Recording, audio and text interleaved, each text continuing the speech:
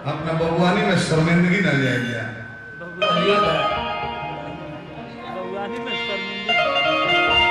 हमने के भिखारी ठाकुर की बिना गावे चाहिए। वो अपन गोले वो भोजपुरी के महान गोले। तो तारा 500 बीघा जोताई में हमारा 100 बीघा जोताई में तो हम तार नौकर बन हुए। बताइए। तार गीत का है गाय। ऐसे गीत ना हो तो दूसरा गीत गाए। दूसरा गीत कोई भी ना करने दे। हमारा गीत है ये कौन है? 3 बरिस दीवाना वाली धारा प्यार में। अब पीवा सुरेंद्र लगाओ था ने बड़ा लाज लगा। विजेंद्र के जगह पर सुरेंद्र हुआ कौन है? क्या खाओगी? गायब तला जा रही है। चलो तो फिर बना रख ले गोधर में हो है ना। हाथ धो दे तो बोली। अखी उलट जाएगी। एग्रीमेंट सूरज है रानी अमर जाएगी। अखी उलट जाएगी। झूला चलेला। कपड़ा ना धोले कपड़ा में फाड़ देले। हेलो। हमने के अपना गीत से पहचान बनल। हमने के पहचान भिखारी ठाकुर गीत गाकर रामा सुंदर के पहचान में भिखारी ठाकुर गाँव में। महात्मा बा के सारा गीत गाँव में यहाँ के पहचान बा। हमने के केवल पहचान लेके ना घूमी जाए। हमने के अपना गुरु जी गाना ना गाइले जब भाई अपना लड़का के माने कि अपन खेत लिखाओ बनाओ। बाबू जी खेत बेच दे तो हमारे फिर इज्जत ना रहे। हालांकि है कने के नछरिया काम छोड़ लेना। रोवा जब छोड़ता है मैं बहुत तने की कुतुब मीनार घूम ले नहीं। हम तने गोल घर दिखाओ। आ कहिया से हम बहुत तने कहिए वो अशोक स्तंभ में इहो देख लेबे तो केहू नहीं कर देखो।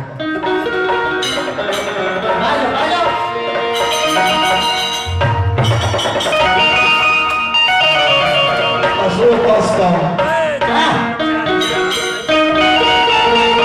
राहुल का भी होता नहीं हो। नचनिया के हैं हो। हमारे कटिंग नहीं देख रहे हैं। अब तो बोल दो कोई तो ला ये जो बजाओ बाबा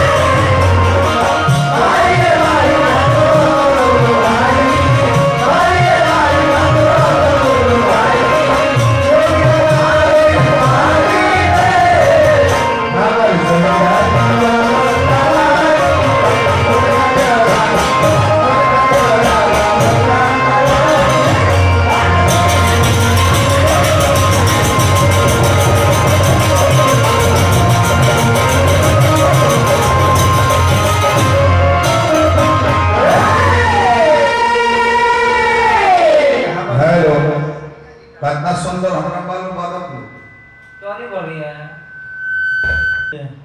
एक से हमारा मालूम अनिल सिंह, अनिकेत सिंह, सुमित सिंह, सागर ओझा, पिंटू दुबे, हराम यादव, रहुआ में जान धरो भैया मालूम किमिस के ये लोग कुल जने का नाम खूबसूरत देवी जाने एक बेंजी वाला कला बैठा था क्यों कर लो है बहुत बड़ा था बजाओ बेंजी वाला एक हम बाबा का नाम महफिल सिंह बाबा कहते कि कहां ताकत है बाबा को रहता दिन बोला हम शेख बाबा का चिरकी देख रहे कहते बा का हमारा साल हम ताना पर हमारा कपिलेश्वरी भवानी में बैठा है टाइगर लागे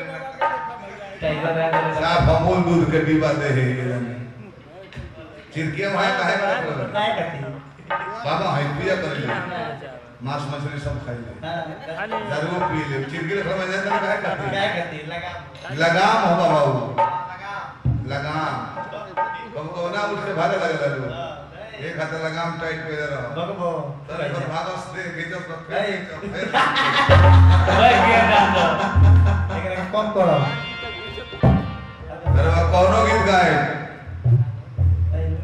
अरे वो भरत शर्मा से आगे थोड़े जाए नथुनी सिंह से आगे थोड़े जाए अरे वो लगे कुछ तो नहीं खची जो कुछ स्टैंडर्ड शिफ्ट मेंटेन करे हां अब बताइए कि हो श्रोता नाम तो महाभारत गौतम ने ये तो है दसवा कि हो कि हूं लेकर लेके आओ हमारी वाला सांप निकाल दे लगा अनिकेत वाला लड़ा था एगो सुंदर स्वरलिपि को है लेके आओ अपना गला मान लो मोहम्मद अजीज बने